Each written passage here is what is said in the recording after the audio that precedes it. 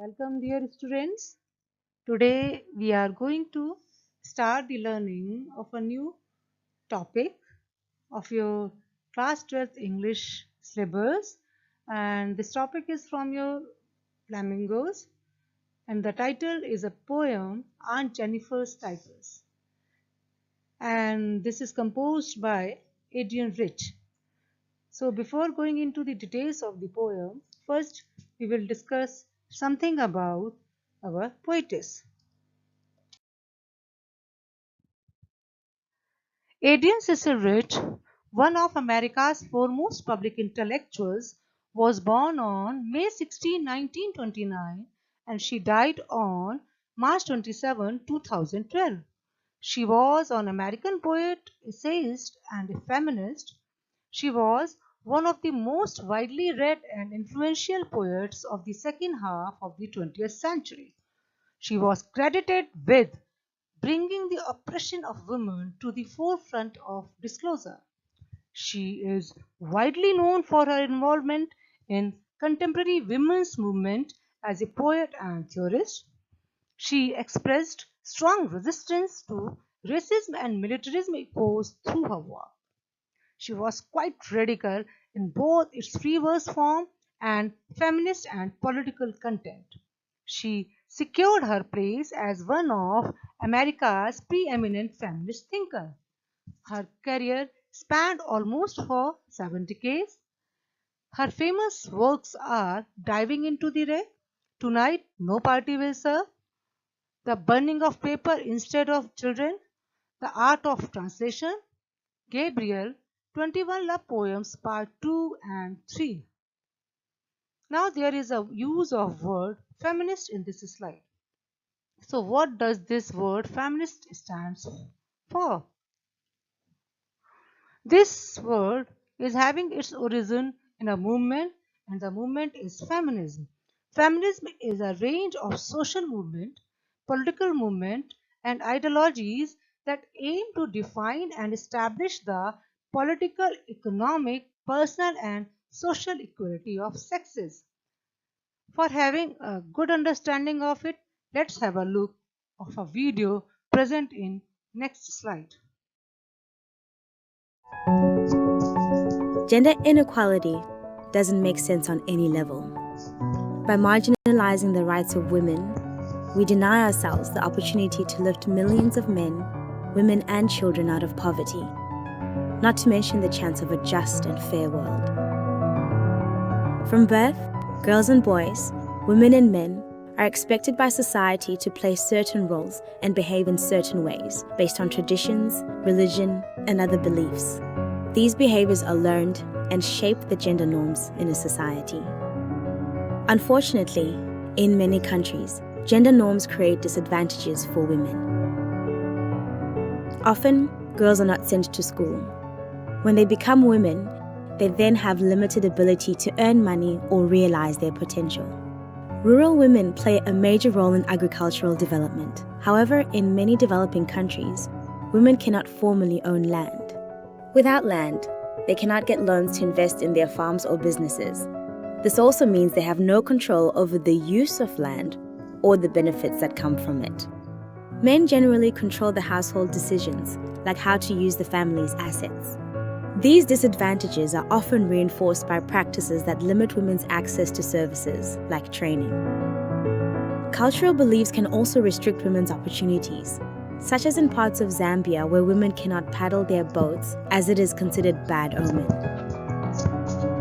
The result of these issues? Women remain poor and agricultural production cannot reach its potential, perpetuating poverty and hunger in the developing world. The social norms that limit women's opportunities need to be understood and then changed. By taking a gender transformative approach, we can influence social norms and bridge the gaps in access to resources and services between men and women in a lasting manner. Change is needed on many levels, and both men and women must be involved for it to happen. Research and development organizations need to invest in programs that promote gender equality alongside improving productivity and incomes. Policies need to be implemented that increase women's access to services and resources. Communities need to support women as farmers and as leaders. Increasing women's voice and agency is a valuable end in its own right. When development organizations, policies, and communities support the success of women, we have a chance to reduce extreme poverty and boost shared prosperity for girls and boys, women and men around the world.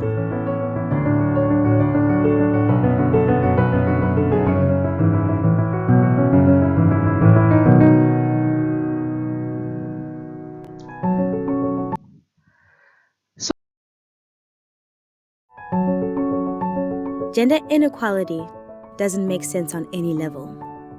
By marginalizing the rights of women, we deny ourselves the opportunity to lift millions of men, women, and children out of poverty, not to mention the chance of a just and fair world. From birth, girls and boys, women and men are expected by society to play certain roles and behave in certain ways based on traditions, religion, and other beliefs. These behaviors are learned and shape the gender norms in a society. Unfortunately, in many countries, gender norms create disadvantages for women. Often, girls are not sent to school.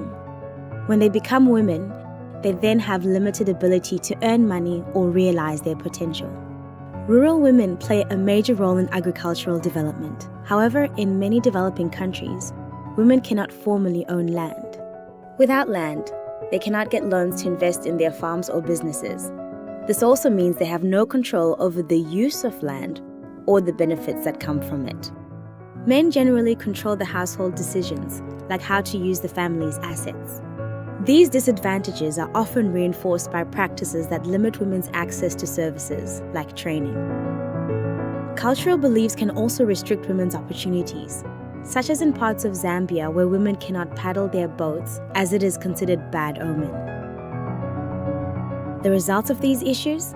Women remain poor and agricultural production cannot reach its potential, perpetuating poverty and hunger in the developing world. The social norms that limit women's opportunities need to be understood and then changed. By taking a gender transformative approach, we can influence social norms and bridge the gaps in access to resources and services between men and women in a lasting manner. Change is needed on many levels, and both men and women must be involved for it to happen. Research and development organizations need to invest in programs that promote gender equality alongside improving productivity and incomes. Policies need to be implemented that increase women's access to services and resources. Communities need to support women as farmers and as leaders. Increasing women's voice and agency is a valuable end in its own right. When development organizations, policies, and communities support the success of women, we have a chance to reduce extreme poverty and boost shared prosperity for girls and boys, women and men around the world.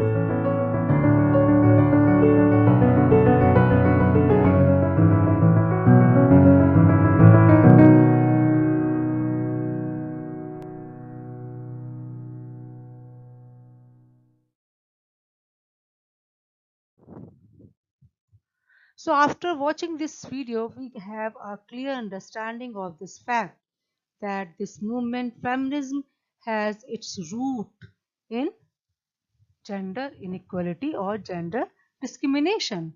This poem also explores a theme that radical feminists employ to assert the damage done by patriarchal marriage.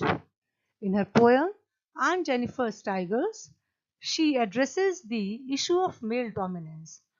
The poem brings out the struggles and conflicts a woman has to go through in male chauvinistic society.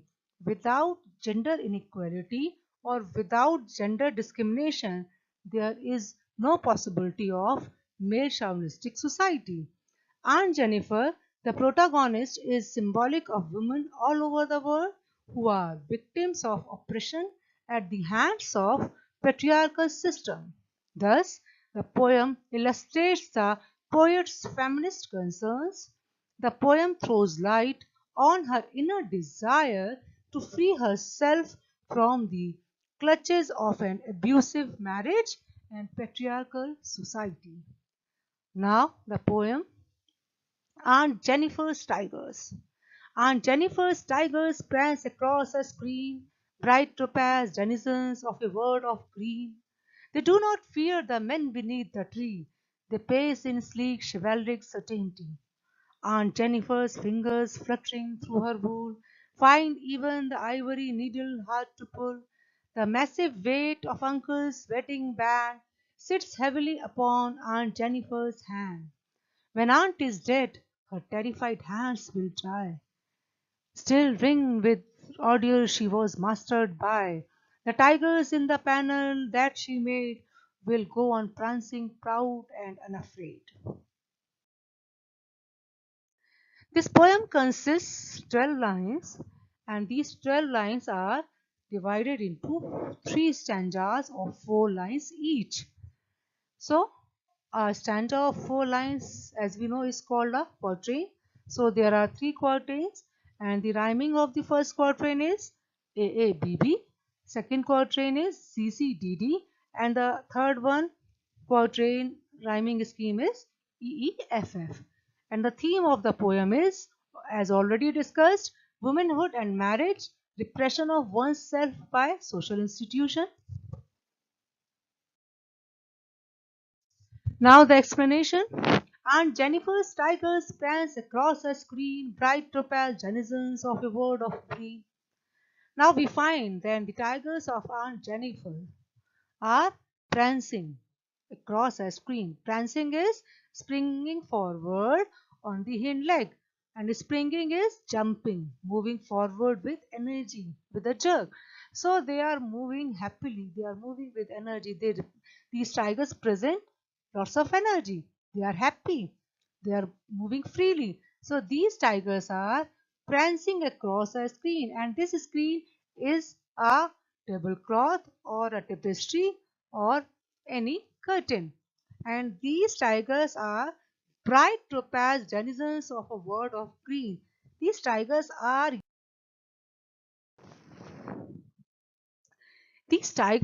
compared with bright yellow topaz stones. These topaz stones are jewel stones. So the beauty of tiger is compared with bright yellow topaz stone. They are as beautiful as bright yellow stone. And, and these bright topaz denizens, they are the denizens of a green. What is green? Green stands for green forest. So they are the creatures, they are the living inhabitants of a green forest. Denizens means dwellers or inhabitants. So these beautiful yellow color bright tigers are the inhabitants or the denizens of green forests. They are living happily in these green forests. They do not fear the men beneath the tree. These tigers of Aunt Jennifer are not afraid or scared of the man beneath the tree. It means these tigers are not afraid of any men or living human being who are standing under the tree on which they are standing. Why? Because they are not real tigers or they are not living tigers. They are images created or embroidered by Aunt Jennifer on a tapestry. These majestic and fearless tigers also represent a sharp contrast to Aunt Jennifer's herself, who is the victim of the constraints of the married life of her. She is held captive by the oppressive behavior at the hands of her patriarchal husband. She creates in her art an alternate world of freedom. They are fearless, where Aunt Jennifer is afraid. Here, the contrast is present between Aunt Jennifer and tigers. They pace in sleek chivalric certainty. Now these fearless tigers, here their movement is explained. It is described. How they are moving? They are moving in sleek chivalric certainty. Sleek is dexterous. That is perfect skill. These tigers are skilled, they are dexterous, they are perfect, and they are chivalric, they are graceful, they are courteous, they are mannered, and certainty is confidence. So these tigers are moving with dexterity, they are moving in courteous manner, and they are having confidence. So they move about with grace, elegance, and confidence. Here we find that Aunt Jennifer is missing these qualities from her husband. She is longing for respect, grace, manners, and confidence. Aunt Jennifer's hands fluttering through her wool find even the ivory needle to pull. Now we will find the traces of her patriarchal, suppressive marriage on her performance. We know that Aunt Jennifer is embroidering or creating tigers with the help of wool and ivory needle, but her hands are fluttering. Fluttering means shaking or trembling. So we find that with her feeble hands, she is finding difficult, she is finding it hard to draw the ivory needle out of wool. Why? Because there she feels mental and physical weakness due to the presence of terror and torture of her married life. Because she is terrorized, so she is finding a easy task of drawing ivory needle out of wool quite difficult. The massive weight of uncle's wedding band sits heavily upon her hands. Now we know that the Christians marry by giving wedding rings to each other. These wedding rings are wedding band, and we find that wedding band seems quite heavy on her hand. It suggests that she feels burdened with the marital burdens and responsibilities in her married life. Throughout her life, this woman has remained afraid and suppressed. She feels so much subjugated that marital bond becomes a burden to her. This is also the reality of her life, like many other women. We find in the last stanza that Aunt Jennifer is feeling physical and mental weakness, and the massive weight of marriage band is showing that her marriage responsibilities are weighing her down, which makes her unable to fulfill her dream. When aunt is dead, her terrified hands will lie still, ringed with ordeals she was mastered by. Now the poetess is saying that the culmination of the dominance of her husband of a patriarchal society is quite evident in these two lines. She says that even there is a sad and cruel truth left to be revealed. And what is that truth?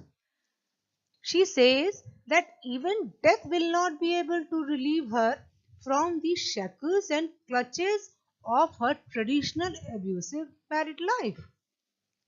She had undergone the mental trauma during her whole life. Now, even at the death of her time, she is mastered by, she is controlled by the ordeals of her husband. What are the ordeals? Ordeals are the painful experience or the trying experience. So, uh, in other case, normally Death relieves a person from this mortal tragedies or mortal sufferings. But here, this is not in case of Aunt Jennifer. The tigers in the panel she made will go on prancing, proud and unafraid. There is a common statement or oft quoted conventional theme of literature that art endures beyond human life, and same case we find here in case of Aunt Jennifer. She had been subjugated to orders or whims or commands of her husband. But after her death, the art pieces created by her in the form of fearless proud tigers will remain eternally proud, elegant, and confident. They will outlive Aunt Jennifer. They will be fearless. These tigers represent her innermost desire to be free from constant fear and oppression that govern her life.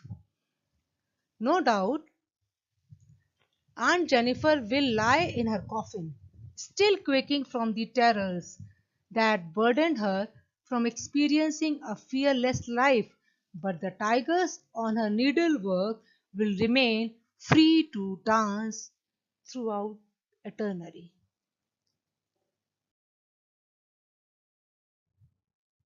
Now, the use of figure of speech in this poem. There is used metaphor in bright topaz denizens.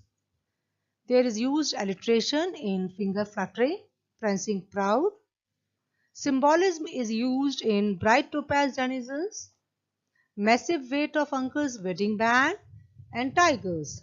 Tigers represent her hidden desires. Massive weight of uncle's wedding band represent male domination, and bright topaz denizens represent elegant colors. Hyperbole is present in massive weight of uncle's wedding band. Transferred epithet is present in terrified hands, and enjambment figure of speech is present in the massive weight of uncle's wedding band sits heavily on Aunt Jennifer's hand. Important questions. What do the tigers in the opening line of the poem represent? Why do the hands of Aunt Jennifer flutter, and why does she find it hard to pull the needle? What is the significance of wedding band, and why is Aunt Jennifer feeling burdened? Why does Aunt choose to embroider tiger opposite to her nature? What qualities of the tiger have been expressed in the poem? Thank you.